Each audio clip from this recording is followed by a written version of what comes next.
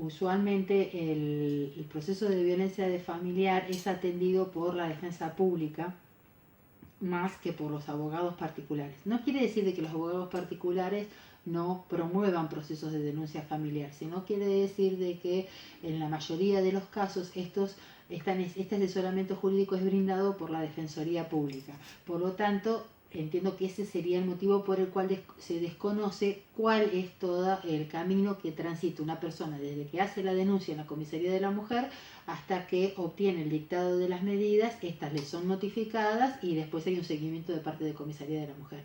Este desconocimiento creo que tiene que ver con que no es lo normal y habitual de que las personas cuenten con un abogado particular en este proceso, sino que predominantemente cuentan con el asesoramiento que brinda la defensa pública.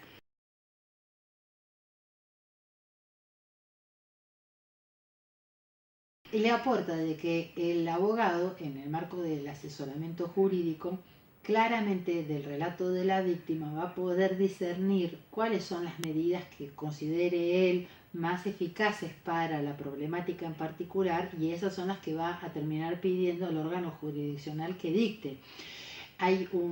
no solamente este asesoramiento de cuáles serían las medidas más adecuadas, más eficaces a la problemática familiar, sino también el seguimiento del caso y el asesoramiento respecto de qué recursos o a quiénes más, a qué otros organismos se puede acudir en cada caso particular.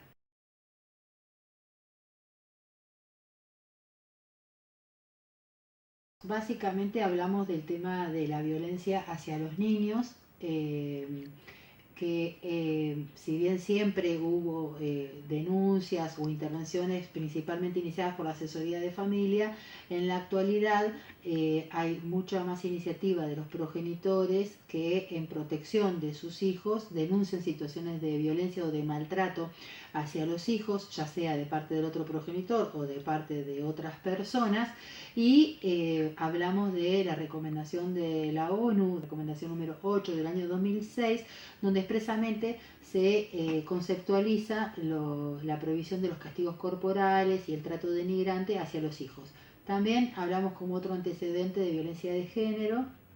en el marco de una relación de compañerismo, de trabajo, cuáles serían las medidas más eficaces para no solamente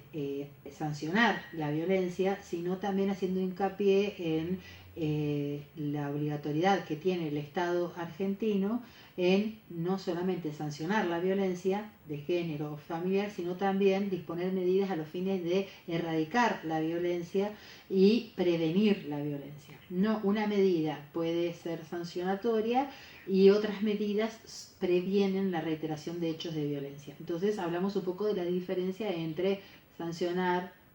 prevenir y erradicar la violencia, sea de género o sea familiar. Y también hablamos del antecedente de violencia económica, que es el que trascendió con sentencia de Cámara de este año. Y también, bueno, aprovecharon la oportunidad para hacer algunas preguntas respecto de dudas que tenían de cuestiones jurídicas en el marco de un proceso de violencia familiar. Sí,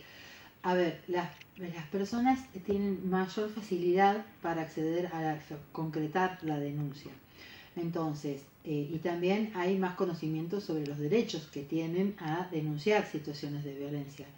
Y también la sociedad está más violenta. Entonces, confluyen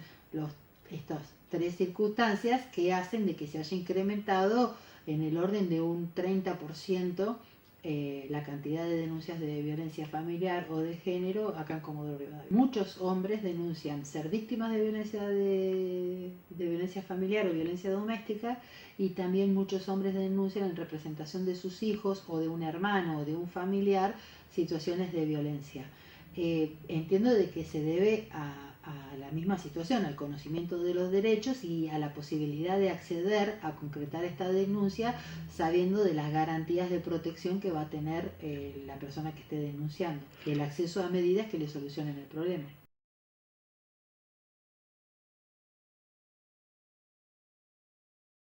Y los puntos a charlar con ellos tienen que ver con el conocimiento del proceso de familia y me parece de que habría que hacer un poco hincapié en las cuestiones referidas a la prueba y a las posturas de las partes en un proceso de familia. Hacer un poco más de hincapié en lo que es lo procesal, no el derecho sustantivo, sino el derecho procesal. Siento muy bien porque es un espacio amigable para mí, los abogados, los colegas eh, son gente con la que uno tiene un ida y vuelta, que habla de cuestiones que están hoy en el tapete, en el escritorio de cualquier abogado, como en el escritorio de cualquier juez, así que siempre me siento muy cómoda y mientras que sea bienvenida voy a seguir viniendo.